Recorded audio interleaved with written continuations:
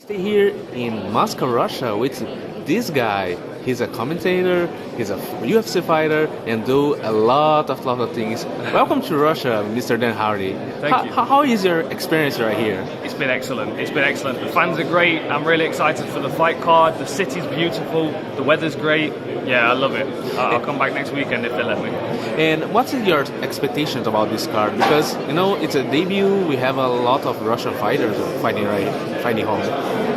Fighting right here. Do you expect that some fights can take slowly the attention and something like that? I think there are lots of very evenly matched fights on this card, and I think that we could match these guys up 3 or 4 times and get different results every time. I think Olenek Mark Hunt is fascinating. Again, it's a kickboxer against a grappler. Olenek needs to fight on the floor to beat Mark Hunt, in my opinion. Mark Hunt can't let the fight go to the ground if he wants to win. I think the Jan Blachowicz-Nikita Krylov fight is very, very evenly matched. I think if those guys fought each other 10 times, they would win 5 each. I just think Nikita Krylov, I was a big fan of his in his first time at the UFC. And in his time away, he's looked really, really good. He's knocked out over Fabio Maldonado, a nice right hook to the side of the head. I think he's very talented. He's got great grappling as well. And I think the same thing with Jan. I think he's very well rounded.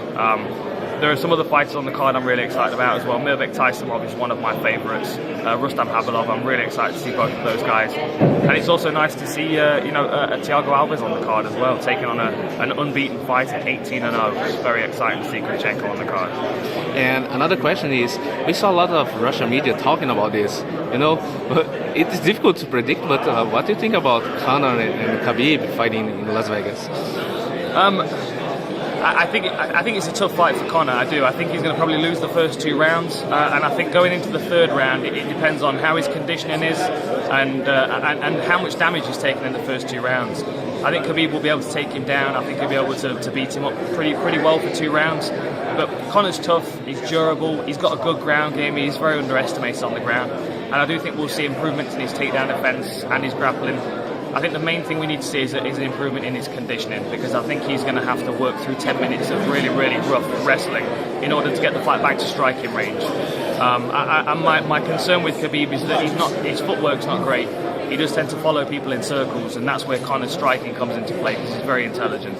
And change it a little bit about the question. What do you think about the future of Paddy Pimblett? We fought in Cage Warriors a couple of time ago. He lost again.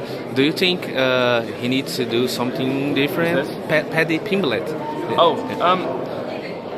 I think Paddy needs to go to a different team for a short while. I think maybe TriStar or American Top Team, one of the big gyms in America. Or even, like All Stars in Sweden would be a good place for him to be on the mats with some other guys that can really challenge him. I think at the moment he's probably the best guy in his gym, and I think that allows him to kind of get through training camp quite comfortably. And then when it gets to the fight and he hits resistance, he doesn't have the ability to rally and to recover and get back on top. I think he's very, very talented, but I think he needs a second level to his game, and that would be more intelligent striking and an ability to kind of pick himself up when he's losing and turn the fight around. And another question was, UFC done a lot of deals. If you saw here in Russia, they have a deal with M1 Global, and do you think that kind of deal can be happen with more frequently, more promotions going together with the UFC, try to promote some specific place, because you are a lot of places, a lot of gyms, a lot of fighters. You have a lot of connections, and you follow that guys. You commentated events, and what is your opinion about that deal, especially in Russia? I think it's great. I think it shows progress with the sport, and I think that's what we need. M1's been such a strong brand for a long time. Obviously, the UFC is a very strong brand. I think any kind of collaborations are always good, and I think it's best for the fighters, because there are so many fighters that are like Nikita Krylov, very, very talented fighters that may find themselves under contract with one event, but then want to cross over and fight on another. And I think that if the organisations can work together, we can make the interesting matchups that the fans want to see. I still think the UFC could connect with, obviously they work with Cage Warriors closely. I think they could work with, I think a collaboration with Bellator at some point in the future is not out of the question as well. I think mixed martial arts needs to come together, and I think that it's all about looking after the fans and the fighters and making sure that the fights that we want need to happen. And my last question, we start to talk about you a little bit.